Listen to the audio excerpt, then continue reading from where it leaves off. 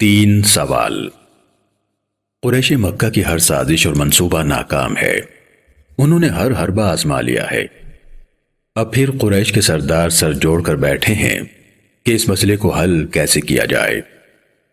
نضر بن حارث بن علقمہ ایک تجربہ کار انسان ہے، بہت سے ملکوں میں جا چکا ہے۔ اس نے ایک تجویز دی ہے۔ اس نے کہا ہے کہ ہم ایک وفد یثرب بھیجیں۔ ہمارے علم میں ہے کہ وہاں یہودی رہتے ہیں، انہیں آخری نبی کے بارے میں بہت معلومات ہیں۔ ان سے پوچھتے ہیں کہ محمد کے سچا ہونے کا پتہ کیسے چلے۔ ہو سکتا ہے کہ وہ ہماری کچھ مدد کر سکیں اور ہمیں اس پریشانی سے نجات مل جائے۔ اس مقصد کے لیے نضر بن حارث اور عقبہ بن ابو معیط کو چنا گیا ہے۔ ان کی ذمہ داری لگائی گئی ہے کہ وہ یثرب جا کر یہودی علماء سے ملیں اور تورات میں بتائی گئی آخری نبی کی نشانیاں پوچھیں۔ سخت موسم میں کئی دنوں کی مسافت کے بعد یہ دونوں سردار یثرب پہنچے ہیں اور یہودی عالموں کے سامنے موجود ہیں۔ ہم اتنا طویل اور مشکل سفر کر کے آپ کے پاس اس لیے آئے ہیں کہ نبوت کے دعوے دار کے بارے میں آپ سے پوچھیں۔ یہودی علماء نے رسول اللہ کے بارے میں سب باتیں سنی اور ان دونوں سرداروں سے رسول اللہ کے بارے میں سوال پوچھے ہیں۔ جب تمام معلومات لے چکے تو یہودی علماء کہنے لگے، ہم تمہیں 3 سوال بتاتے ہیں، تم جا کر ان سے پوچھو۔ اگر وہ ان سوالوں کے جواب دیں تو وہ سچے نبی ہیں، اگر وہ ان سوالوں کے جواب نہ دے سکے تو سمجھ لینا کہ وہ دھوکے باز اور لالچی انسان ہے، پھر تم جیسے چاہو ان سے نمٹ لینا۔ نضر بن حارث اور عقبہ بن ابو معیط اپنے مقصد میں کامیاب ہیں، خوشی خوشی واپس لوٹے ہیں اور سب سے اپنی عقل اور دانش مندی کی داد حاصل کی ہے۔ واپس آ کر اپنے ساتھیوں کو یہودی علماء کے سوالات بتائے ہیں۔ قریش مکہ جمع ہیں اور سوال رسول اللہ کے سامنے رکھ دیے ہیں۔ پہلا سوال ہے کہ وہ نوجوان کون تھے جنہوں نے گزرے زمانے میں ظالم بادشاہ کے خوف سے اپنا وطن چھوڑا تاکہ بادشاہ انہیں کفر پر مجبور نہ کر دے۔ دوسرا سوال ہے کہ وہ سیاحت کرنے والا شخص کون تھا جو زمین کے مشارق اور مغارب تک گیا۔ تیسرا سوال ہے کہ روح کی حقیقت کیا ہے۔ اگر کوئی دنیا دار ہوتا تو اسی وقت اپنے پاس سے گھڑ کر جواب دے دیتا۔ رسول اللہ صلی اللہ علیہ وآلہ وسلم تو اللہ کریم کی مرضی کے بغیر بولتے ہی نہیں ہیں۔ وہ تو وہی بولتے ہیں جو اللہ کریم ان پر وہی نازل فرماتا ہے۔ رسول اللہ نے ان کے سوال سنے ہیں اور کہا ہے کہ میں ان سوالوں کے جواب کل بتاؤں گا۔ سب لوگ اس انتظار میں ہیں کہ کل کیا ہوگا۔ قریش کا خیال ہے کہ محمد کے پاس ان سوالوں کے جواب نہیں ہوں گے۔ مسلمان اس یقین کے ساتھ ہے کہ محمد اللہ کے سچے رسول ہیں۔ اس بات کو دن گزرا، رات گزری، اگلا دن، پھر اگلی رات۔ قریشی سردار تو سر چڑھنے لگے ہیں، مسلمانوں کو آتے جاتے تانا دیتے ہیں۔ کہاں گیا تمہارے محمد کا رب؟ کہاں گیا وہ فرشتہ جو خدا کا پیغام لے کر اس کے پاس آتا ہے؟ دن پر دن گزرتے جا رہے ہیں اور رسول اللہ کو وحی کا انتظار ہے۔ رسول اللہ کا حوصلہ ہے کہ اس نازک صورتحال میں بھی ان کے اوسان خطا نہیں ہوئے، اپنے مالک پر یقین میں کمی نہیں آئی۔ قریش مکہ کی خوشی کی حد نہیں ہے۔ ہم نہ کہتے تھے کہ محمد نبی نہیں ہیں، ہمیں پہلے ہی یثرب چلے جانا چاہیے تھا۔ نضر بن حارث اپنی ذہانت پر نازا ہے۔ یثرب جا کر یہودی علماء سے ملنے کی تجویز نضر ہی نے دی تھی۔ اس کے خیال میں اس نے نئے دین سے جان چھڑانے کا بہت اچھا حل قریش کو دے دیا ہے۔ یہ بہت مشکل اور صبر آزما وقت ہے۔ رسول اللہ کو وحی کا انتظار ہے اور قریش صبر کرنے کو تیار نہیں۔ مسلمانوں کے لیے بھی بہت بڑی آزمائش ہے۔ قریش میں بہت سے لوگ یہ سوچنے پر مجبور ہیں کہ اگر محمد سب باتیں اپنے پاس سے بناتا ہو تو اب کیا وجہ ہے کہ وہ جواب نہیں دے رہے۔ یہ تو بہت مشکل وقت ہے۔ ان باتوں کے جواب اگر محمد نے خود دینا ہے تو کس بات کا انتظار ہے؟ کیا واقعی محمد پر وحی نازل ہوتی ہے جس کا انہیں انتظار ہے؟ مسلمان اس انتظار میں ہیں کہ اللہ کا پیغام کب نازل ہوگا۔ یہودی علماء کے بتائے ہوئے سوال ایسے ہیں کہ مکے میں رہنے والوں نے ان کے متعلق کبھی سنا بھی نہیں۔ ان کے علم میں نہ یہ واقعات ہیں اور نہ ہی روح کا معاملہ ان کے علم میں ہے۔ ادھر جبرائیل امین حاضر ہوتے ہیں، رسول اللہ کو سلام کرتے ہیں، رسول اللہ کو اللہ کریم کا سلام پہنچاتے ہیں، اللہ کا پیغام لے کر آئے ہیں، اللہ کی طرف سے پیغام آیا ہے۔ اللہ فرماتا ہے الا ان یشاء اللہ واذکر ربک اذا نسیت وقل عسى ان یہدینی ربی لاقرب من هذا رشدا، مگر یہ کہ انشاءاللہ ضرور کہیں، اور جب بھی بھول جائیں تو اپنے رب کو یاد کریں، یعنی انشاءاللہ کہہ لیں اور یوں کہیں مجھے امید ہے کہ میرا رب مجھے اس صورت تک پہنچا دے گا جو اس سے بھی زیادہ صحیح اور ہدایت کے قریب ہوگی۔ اس کے بعد رسول اللہ کو اللہ کریم کی طرف سے تینوں سوالوں کے جواب پہنچائے گئے ہیں۔ رسول اللہ نے اللہ کا شکر ادا کیا ہے۔ سب لوگ جمع ہیں، سوچ رہے ہیں کہ کیا محمد کو سوالوں کے جواب مل گئے ہیں؟ مسلمان مطمئن ہیں کہ اللہ کی مدد آ گئی ہے۔ رسول اللہ تشریف لائے ہیں اور قرآن مجید کی آیات کی تلاوت کر رہے ہیں۔ کیا آپ کو پتہ چلا کہ غار یعنی اصحاب کہف اور رقیم والے نوجوان ہماری قدرت کی نشانیوں میں سے ایک عجیب اور حیرت انگیز نشانی ہے۔ جب ان نوجوانوں نے غار میں پناہ لی تو دعا کی کہ اے اللہ ہمیں اپنی رحمت عطا کر اور ہمارے لیے موجودہ حالات میں ہدایت کے اسباب پیدا فرما۔ تو ہم نے سال ہا سال کے لیے غار میں ان پر گہری نیند طاری کر دی، پھر ہم نے ان کو اٹھایا تاکہ ہم دیکھیں کہ دونوں میں سے کون سا گروہ وہاں ٹھہرنے کی مدت کو زیادہ صحیح طریقے سے بیان کرتا ہے۔ ہم آپ کو ان کی بالکل سچی سیدھی داستان سناتے ہیں۔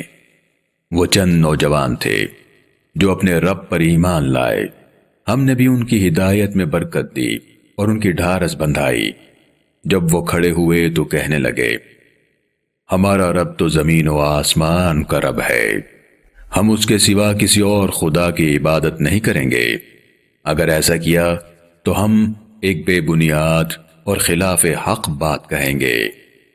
غار میں پناہ لینے والے اصحاب کہف کے بارے میں اس کائنات کے مالک نے فرمایا اے انسان، تم سمجھو گے کہ وہ بیدار یعنی جاگ رہے ہیں، حالانکہ وہ سوئے ہوئے ہیں۔ ہم انہیں دائیں بائیں کروٹ دلاتے رہتے ہیں، ان کا کتا ان کے دروازے پر پاؤں پھیلائے بیٹھا ہے۔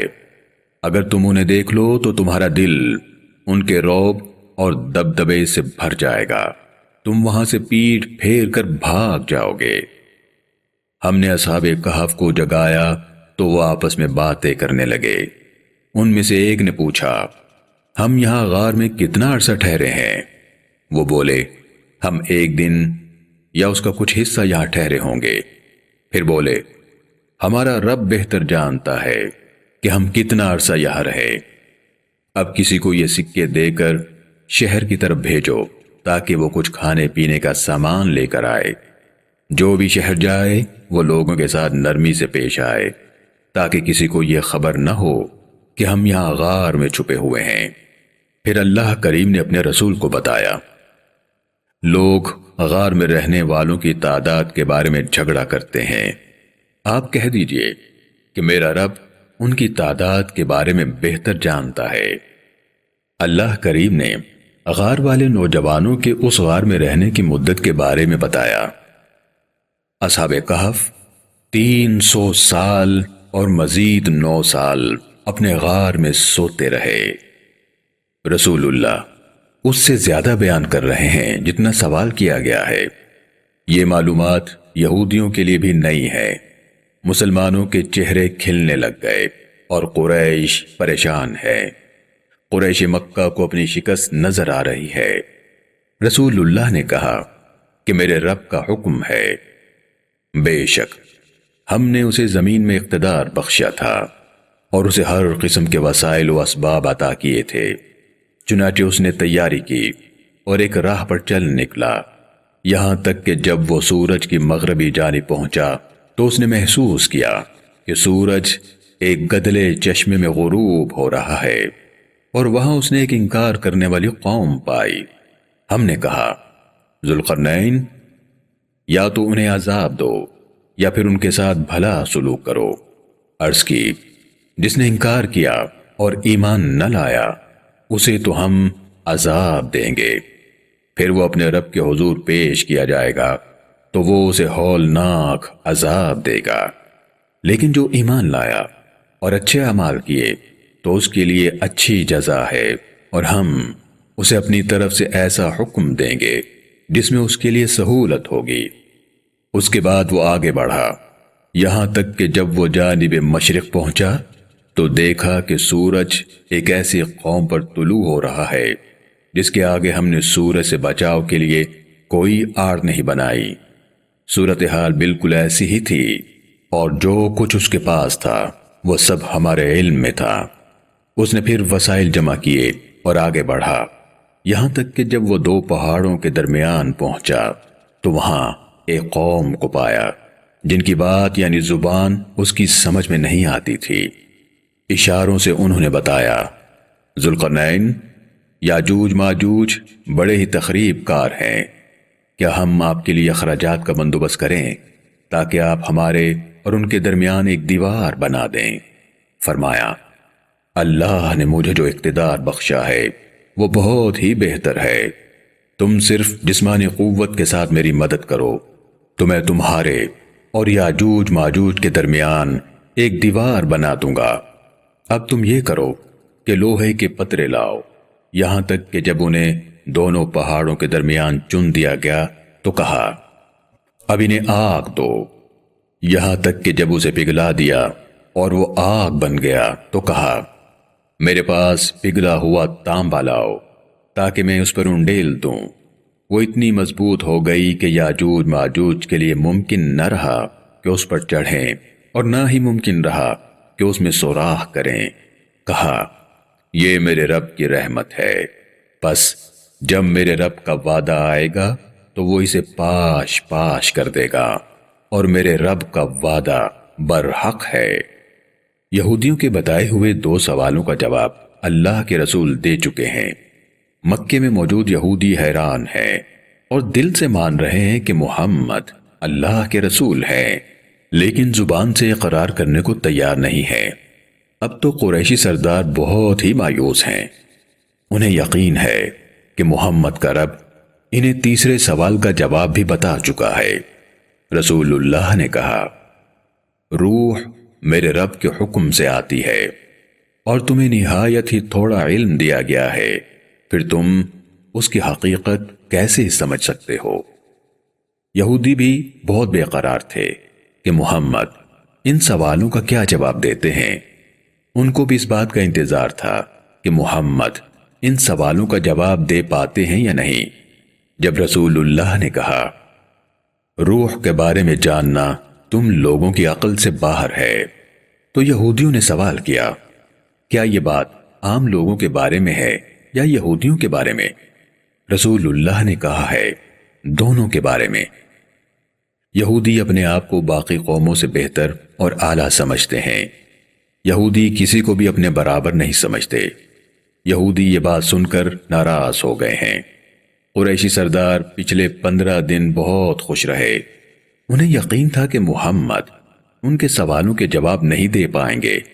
انہیں یہودی علماء پر پورا بھروسہ تھا۔ جب اللہ کریم نے اپنے رسول کی سچائی ثابت کر دی تو سرداران قریش کی آنکھوں پر پٹی بند گئی ہے۔ سوالوں کے جواب سن کر نہ تو سرداران قریش رسول اللہ پر ایمان لائے ہیں، نہ ہی یہودی۔ سوال بھی وہی لائے تھے اور انہیں یقین بھی تھا کہ رسول اللہ ان کے سوالوں کے جواب نہیں دے پائیں گے۔ رسول اللہ کے جواب سن کر حیران بھی ہیں اور پریشان بھی۔ انہوں نے تو بہت مشقت اٹھا کر یثرب کا سفر کیا تھا۔ وہ تو اس امید میں تھے کہ اب ہم اس نئے دین کو ختم کر دیں گے۔ وہ تو بہت خوش تھے کہ محمد ان کے سوالوں کے جواب کے انتظار میں ہیں۔ اب کیا کریں؟ اللہ کریم کی طرف سے آنے والی وحی نے ان کی امیدوں پر پانی پھیر دیا ہے۔ رسول اللہ نے نہ صرف جواب دیے بلکہ وہ تفصیلات بھی بتائی ہیں جو کسی اور کے علم میں نہ تھی۔ ان باتوں سے بہت سے اور لوگ ضرور اسلام لے آئے ہیں۔ ایمان تو میرے رب کی دین ہے۔